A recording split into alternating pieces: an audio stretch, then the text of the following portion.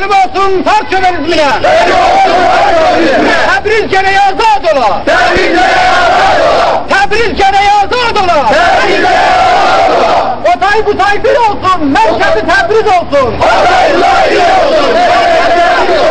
Güney kuzey bir olsun. Merkezi Tebriz olsun. Güney kuzey bir olsun. Merkezi Tebriz olsun. Haray haray men Türkem. Haray haray men Türkem. Haray haray men Türkem. Haray haray men Türkem. Azerbaycan dili ölen değil, Fars diline sönen değil. Azerbaycan dili ölen değil, Fars diline sönen değil. Türk'ün dili ölen değil, Fars diline sönen değil. Türk'ün dili ölen değil, Fars diline sönen değil. Kalk ayağa kardeşim, Tebriz'de kardeş öldü. Kalk ayağa kardeşim, Tebriz'de kardeş öldü. Kalk ayağa kardeşim.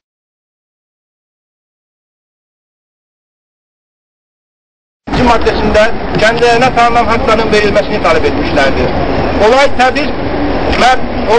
Tebriz merkez olmak üzere bütün Azerbaycan şehirlerine yayılmış, BBC World, Interfax, Reuters gibi dünya medya kuruluşlarında yer almış ve Avrupa şehirlerinde yaşayan Türkler de protestolara katılmıştır.